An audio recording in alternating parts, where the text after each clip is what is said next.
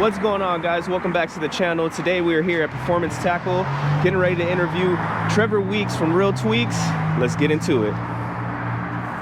All right, guys, we're here with Trevor Weeks, owner of Reel Tweeks Reel Repair. Trevor's worked with Shimano, Diawa, and he's currently the authorized warranty service center for Bates Fishing Co.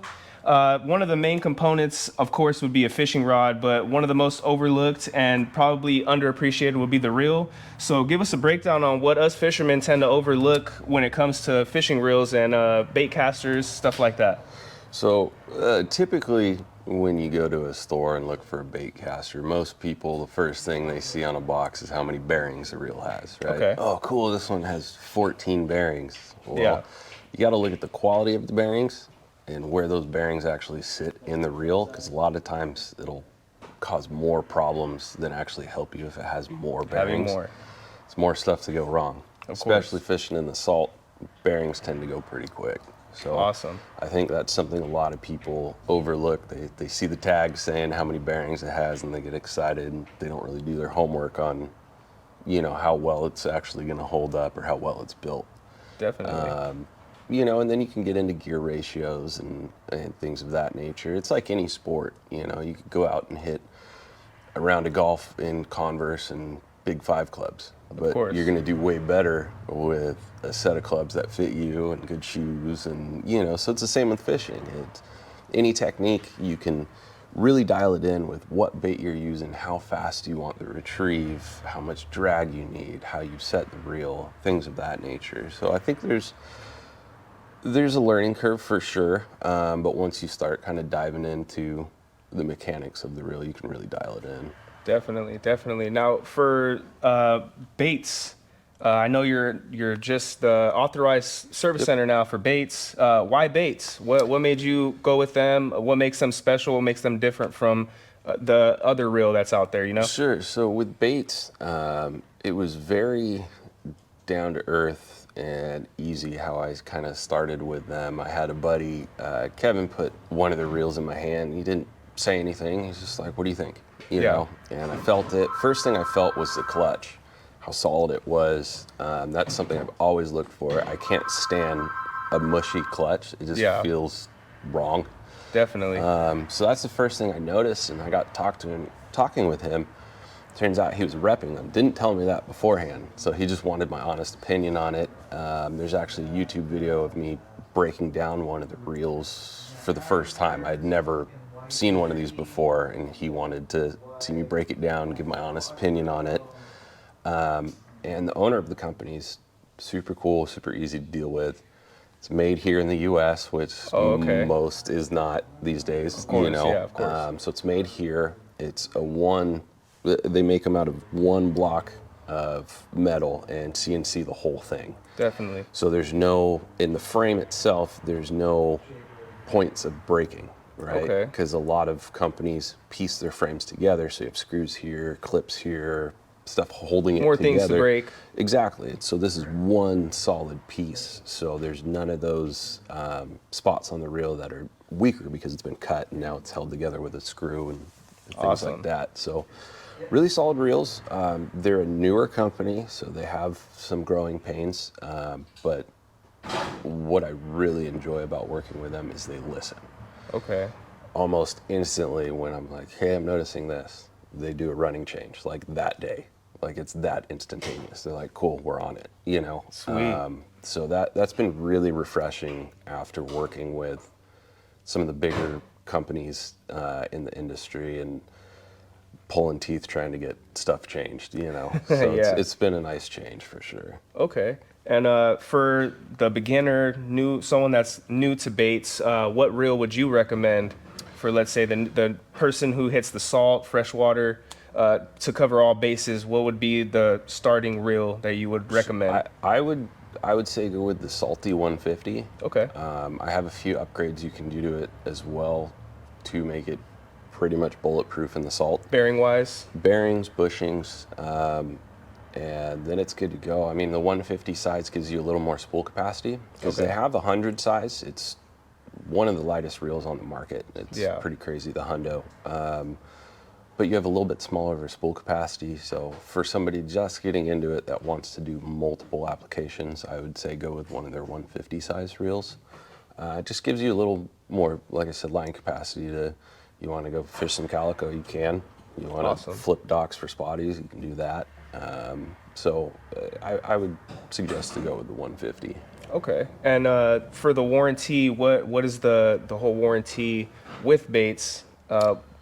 So they have a total no BS warranty. Okay. So I do the warranty work for them. So they're in communications with customers. I don't really communicate at all with these customers. They go straight to Baits. Baits sends them a label. They ship the reel to me. I fix it and ship it back. Awesome. So it's super easy. They get the labels out same day anybody hits them up, and then they let me know what's coming my way. What's going down? And, yeah, it's good. They're a really cool company to work with. Okay. Sweet deal, sweet deal. And what's the craziest thing that you've seen opening up a reel, maintaining a reel? What's one of the craziest things that you've seen tearing down a reel? I've seen the full spectrum of things. I had a guy bring me a reel. He just bought a boat that used to be like a 6-pack charter boat. Yeah. And he found a Tiagra at the bottom of the bait tank. I have no idea how long that thing was down there, but as I'm opening it, it was literally crumbling. Really? As I'm opening it. Okay. And he wanted me to rebuild it. I told him probably isn't the best idea, but he wanted it because it's like a story, and he was going to put it up on a shelf. And so that was kind of crazy, just how much had to be replaced on that reel. Basically, like just rebuilding the full reel, right? Pretty much. Basically, the only things that were able to be saved was the frame, but it still had a ton of pitting and that sort of stuff going on. The frame and the side plates.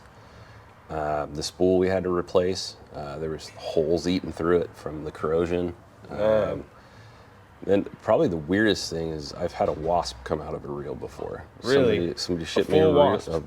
Yeah, I pulled the side plate off and this thing flew out. That is insane. How the hell does a wasp get in the reel? I'm not sure. It was a bigger, like older Torium 50, I think, and the guy shipped it. He lived somewhere in Northern California. I'm guessing it just sat in the garage and thing found a way to crawl inside and stayed in there until I opened it, Definitely. But it scared the crap out of me. I bet, man, I bet. It was crazy. So regarding the reels, what reels do you just flat out won't touch? Is there any reels that you just will not touch, will not work on? Yeah, so there's a couple. I have worked on them in the past, but there's certain issues with them that now it's kind of a blanket. I'm not going to work on them. The first being electric deep drop reels, like the big ones, not DCs. I work on DCs, but the big electric reels that you actually plug into a battery pack, I won't touch them. The second you open them, you got to solder and do all kinds of stuff. So it's just not worth it. And then Exists and Stella.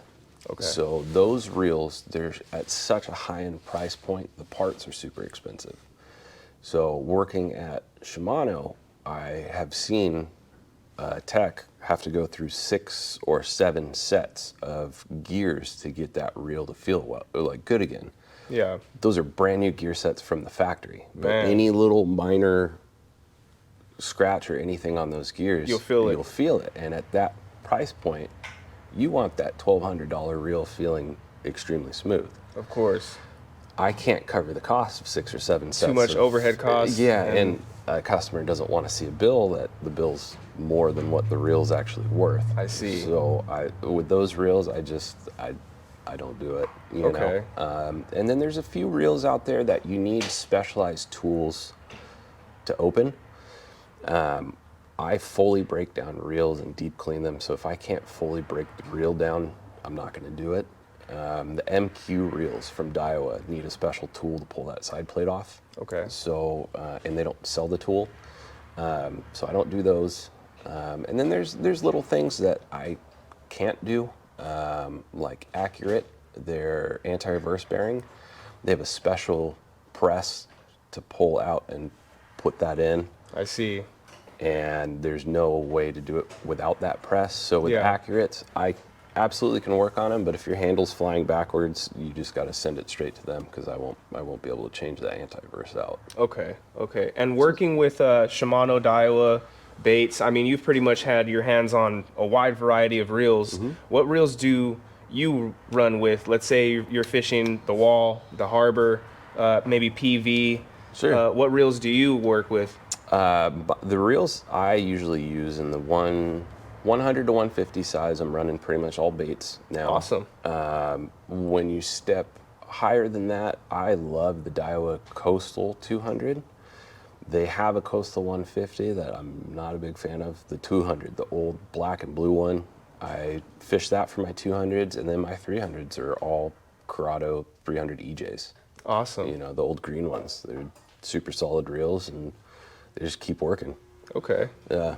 Sweet. So let everybody know how can they get a hold of you regarding reel repair. Sure. So on Instagram, I use Instagram a ton. It's really easy for me to send photos, videos, so the customer can see kind of what's going on with their reel and what I'm replacing. So Instagram's the easiest. It's just Reel Tweaks. It's super easy to find. And then my email is reeltweeks@gmail.com. Those are the two ways to get a hold of me. Awesome. I'm working on a website, but what I want to do with it is taking a little bit of time to get it correct. Okay. So there'll be a website It takes soon. time, yeah. Yeah. I don't want to just throw a random web page up, you know. Definitely. So I've got a few ideas that I'm trying to figure out how to do on the website, but that'll be up soonish. Okay. Yeah. Awesome. And when they send the reel in, of course, strip the line out. No, you don't Send have it to. in? No? Don't have to strip the line. The only time I will pull a line off of the reel is if I can't get the spool out of the frame. Okay. So a lot of people fill that spool almost to the point to where it's rubbing on the frame. Definitely. It's too much line. If you can't get that spool out of the opening for your side plate, it's too full. Okay. So I will peel enough off to get that spool out. Basically, when you send a reel in, all you got to do, message me or email me the tracking number so I know it's on its way. Let me know how many reels are in there because all kinds of crazy stuff happens in the mail. I want to know I'm receiving the same amount that you sent. Of course. Yeah. It's really a timing issue on that sort of stuff. If something does happen to a package, the sooner you notify them, the easier they are working with you with refunds and all that sort of stuff. So just box them up, make sure they're boxed up nice, bubble wrap, that sort of stuff, because they tend to throw boxes and so you in the just truck. Yep. So box it up, send it in, and when I receive them, I'll let you know I got them, and we'll go from there. Sweet deal.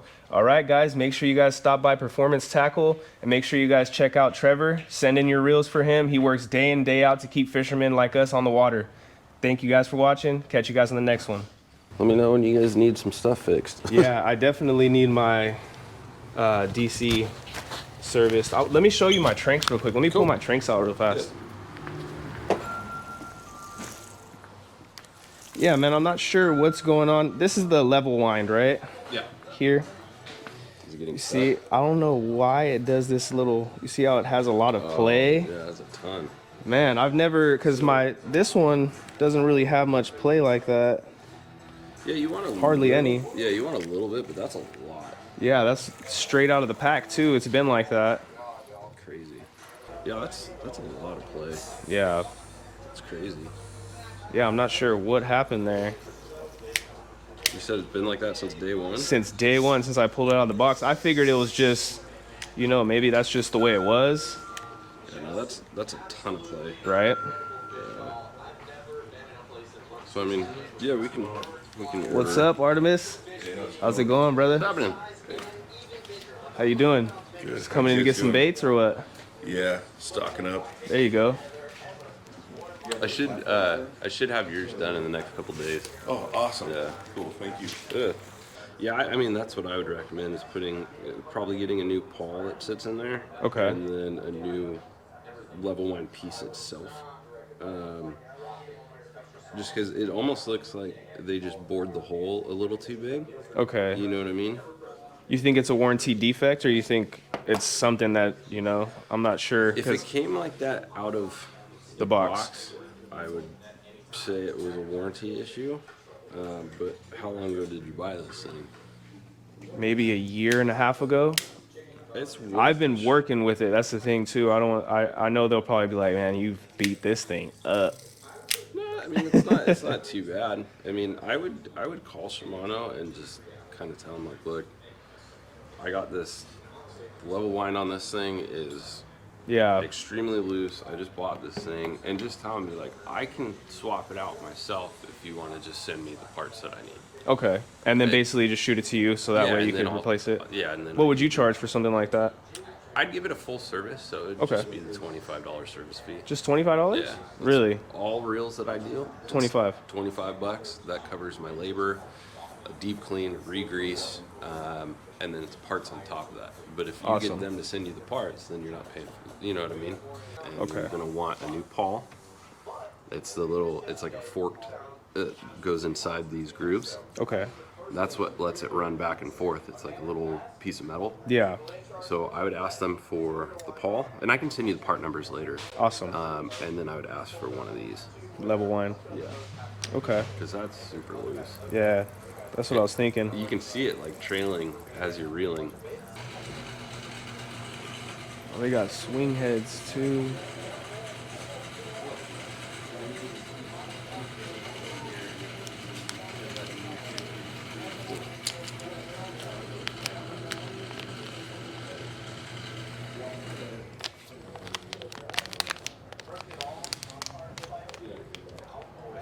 Grab one of these swing heads. I'll probably grab like some sudden impacts too.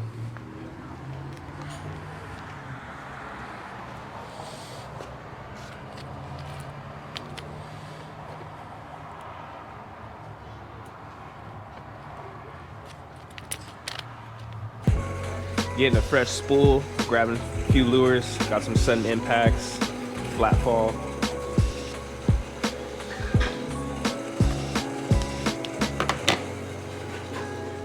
Sudden impacts. You know how to grab some Viking swing heads.